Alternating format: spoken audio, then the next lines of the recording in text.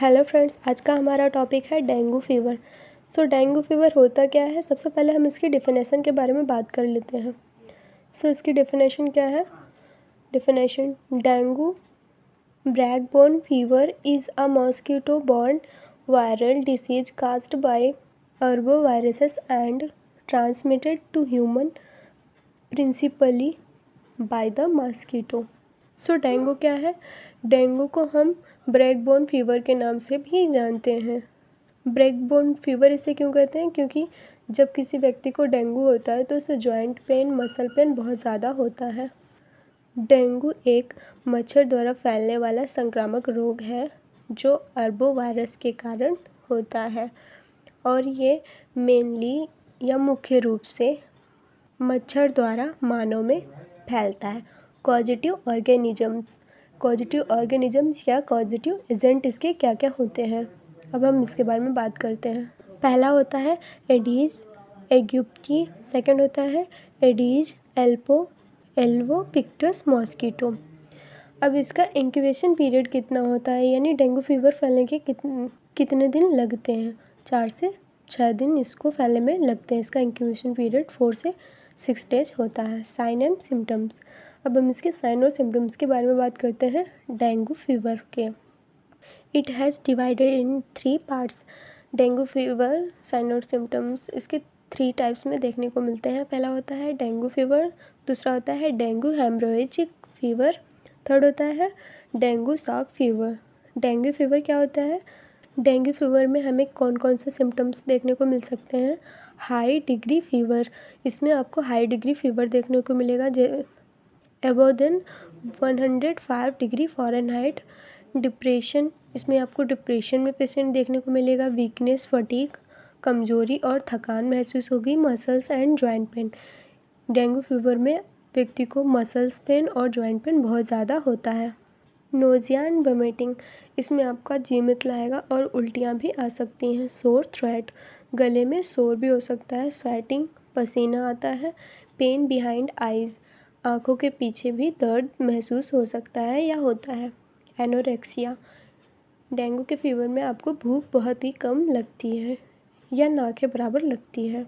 Second, dengue haemorrhagic fever. Dengue haemorrhagic fever क्या होता है? Severe dengue happens when your blood vessels become damaged and leaky and the numbers of clot forming cells platelets in your bloodstream drops. This can lead to shock, internal bleeding, organ failure and even death. Dengue haemorrhagic fever क्या होता है?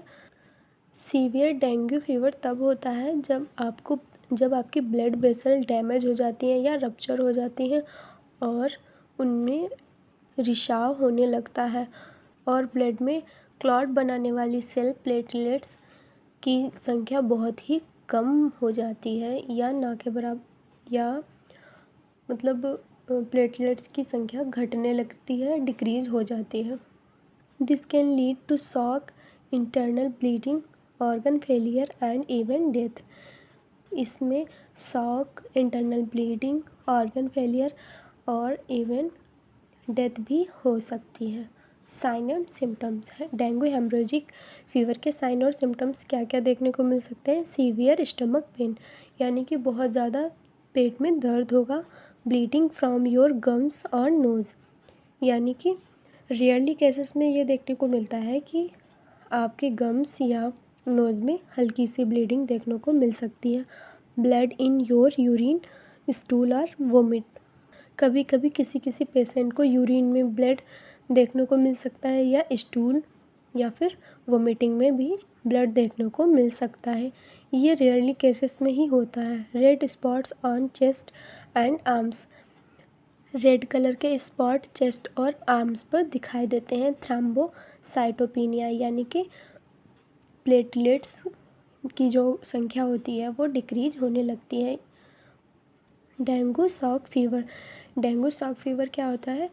It is characterized by severe plasma leakage, severe bleeding and severe organ involvement manifested as elevated liver enzymes, impaired sensorium and myocarditis। इस fever की विशेषता यह है कि इसमें सीवियर प्लाज्मा रिसाव होता है या सीवियर ब्लीडिंग भी हो सकती है और सीवियर अंग भी इसमें शामिल हो सकते हैं, जो ऊंचे लीवर एंजाइम और बिगड़े हुए सेंसोरियम और मायोकार्डाइटिस के रूप में प्रकट होते हैं। इनको क्या हम कहेंगे? Dengue shock fever. Dengue shock fever में इसके साइन और सिम्टम्स क्या होते हैं? हाइपोटेंशन यानी कि बीपी लो होने लगता है, रेस्टलेसनेस थकान महसूस होती है, रैपिड वीक पल्स यानी कि जो पल्स है बहुत ही कम या धीमी चलने लगती है, जिसके कारण कभी कभी मायोकार्डियल इन्फार्क्शन या हार्ट अटैक भी हो सकता है। कोल्ड क्लैमी स्किन, जो स्किन है वो ठंडी और चिपचिपी महसूस होती है, कॉजिंग दैट स्वेटिंग की वजह से।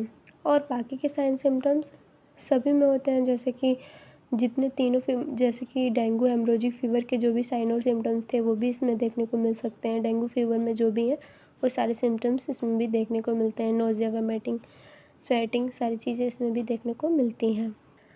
डायग्नोस्टिक एवेल्यूएशन बाय साइन और सिम्टम्स। साइन और सिम्टम्स के द्वारा इसका डायग्नोस्टिक एवेल्यूएशन कराते हैं। बाय फिजिकल एग्जामिनेशन के द्वारा करते हैं। बाय ब्लड सीरम एग्जामिनेशन के द्वारा करवाते हैं। CBC कंप्लीट ब्लड टेस्ट के द्वारा या कंप्लीट ब्लड काउंट के द्वारा प्लेटलेट्स की संख्या पता करते हैं कि डिक्रीज तो नहीं हो रही है। Medical management, we provide symptomatic treatment. इसमें हम सिम्टोमेटिक ट्रीटमेंट प्रोवाइड करते हैं। एंटीबायोटिक मेडिसिन देते हैं, एंटीबायोटिक मेडिसिन यूज़ करते हैं। एनाल्जेसिक्स एंड मसल्स रिलैक्सेंट, मतलब कि दर्द निवारक दवाइयाँ और मसल्स को रिलैक्स करने वाली दवाइयाँ यूज़ करते हैं। सेडेटिव दवाइयाँ यूज़ करते हैं। एंटी डिप्रेसिडेंट दवाइयाँ यूज़ करते हैं क्योंकि डेंगू के फीवर में जो पेशेंट होता है डिप्रेशन में जाने लगता है, इस वजह से एंटी डिप्रेसेंट मेडिसिन भी यूज़ करते हैं। कोल्ड स्पंज का यूज़ करते हैं। कोल्ड स्पंज का यूज़ क्यों करते हैं? क्योंकि इसमें बहुत ज़्यादा हाई ग्रेड का फीवर आता है, इसलिए इसमें कोल्ड स्पंज का भी यूज़ करते हैं। IV थेरेपी, इसमें हम IV थेरेपी भी देते हैं। ब्लड ट्रांसफ्यूजन, यानी कि जिस व्यक्ति की प्लेटलेट्स बहुत कम हो जाती हैं उन्हें प्लेटलेट्स भी चढ़ाते हैं। नर्सिंग मैनेजमेंट में हम क्या करते हैं? Provide complete bed rest. Nursing management में क्या करते हैं? कंप्लीट बेड रेस्ट प्रोवाइड करते हैं। हॉस्पिटलाइजेशन ऑफ पेशेंट को हॉस्पिटलाइज कर देते हैं, जैसे कि वहाँ पर कंप्लीटली बेड रेस्ट कर सके। IV फ्लूइड, इसमें पेशेंट को IV फ्लूइड देते हैं। अदर जनरल केयर, और बहुत ज़्यादा जनरल केयर करते हैं। प्रिवेंशन, डेंगू के फीवर में हम क्या क्या रोकथाम कर सकते हैं?